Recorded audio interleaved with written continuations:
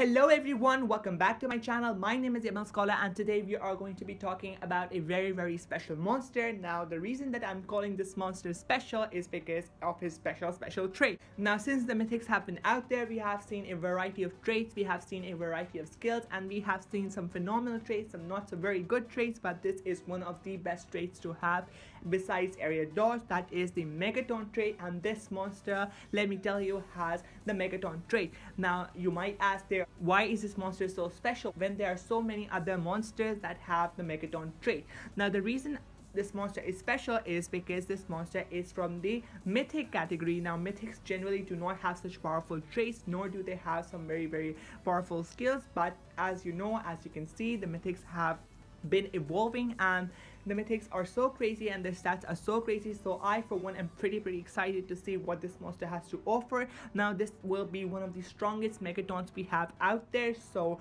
be sure to grab this monster. Now how to get this monster, I'll be making a separate video on that, so be sure to check that out. I'll be linking that in the description.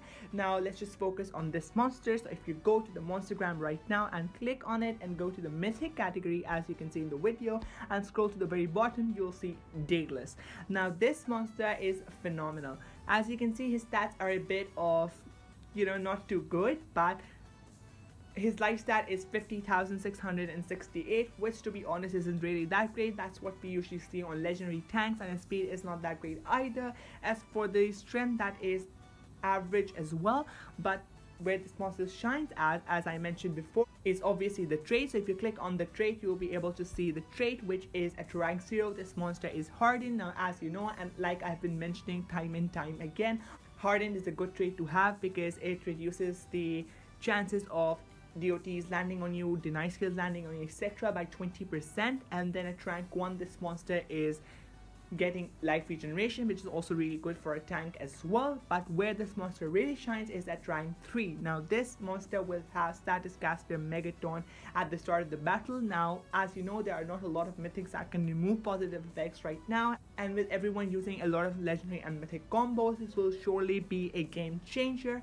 Now this monster will be very accessible as far as I can see if you're in a good team. Now I've given enough of a hint, you'll have to check my other video out to see how to get this monster, but for right now let's just focus on the trait. So the trait, like I said, is phenomenal with the life regeneration, the Megaton, etc. Even though the life is not that great, but considering that you will have this monster at rank 3 if you want to get that Megaton, as you can see, the life stat jumped to 93,582, which is just beyond crazy, and this is without runes, guys. So if you're adding a level 10 life rune, this life will basically double, and if you add more, obviously the life will increase. Now I would suggest running a mixture of life runes and team speed runes so that your team speed does not suffer, or you could run at least 2 lives or 1 team speed, or 2 team speeds and 1 life, which will be very good for this monster. As for the strength is greatly increased too, so you can deal some good amount of damage as well. Now the skills of this monster are out as well, so we'll be moving on to those just after we discuss the books. Now he's from the undead, the dragons, and obviously the good legion, which I'm pretty excited about because these books are usually repeated in team wars, and this monster will be in competition with a lot of other great monsters and will be a great addition to each of those books. And furthermore, this monster is also in the birthday books if you wanted to complete your birthday collection and get those chests, so be sure to get this monster, right? So guys, in front of me I have Daedalus's moveset. Now for the first move is Dragon Stab, deals moderate earth damage to one enemy, applies daze to one enemy.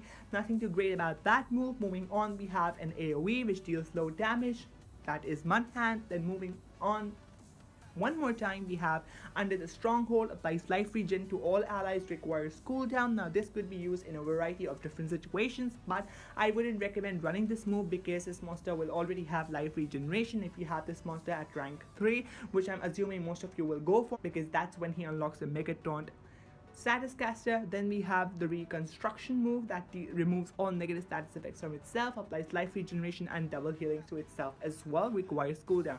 Now this is an interesting move, and I always recommend moves that can remove the negative effects and apply regeneration, and it also applies double healing, which will be very good as well, considering that this monster is a tank and will be getting the brunt of all of those attacks because it's a Megaton trait.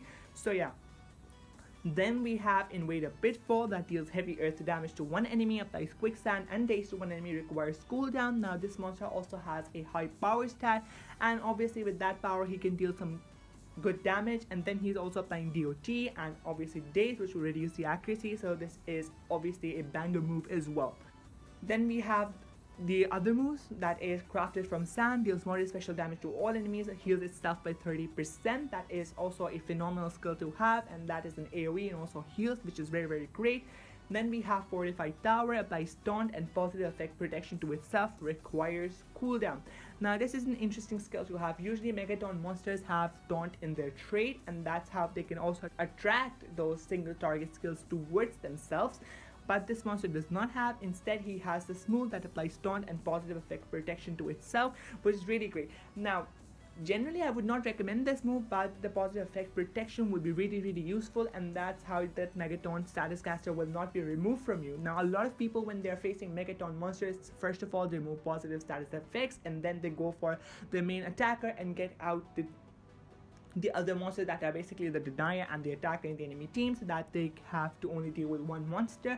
So this will basically prevent that, which is a phenomenal move to have right now. Then we have Full Fortress, applies Megaton to itself, blocks out 50% of the incoming damage. That is phenomenal, requires cooldown as well.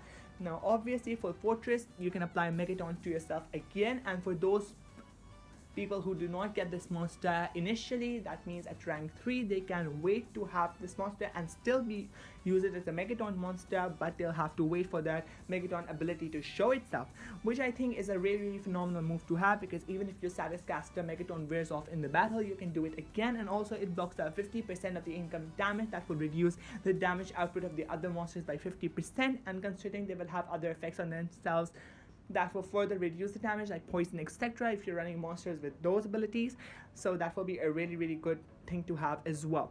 Now then we have the special, that is You Shall Not Move, that deals heavy earth damage to all enemies, applies mega stun to all enemies. That is a 3% chance to trigger the special, but the special is good, but you can't do anything unless you trigger it, right? So the moves that I would certainly recommend are Full Fortress, Fortified Tower. Definitely those two make a good combo.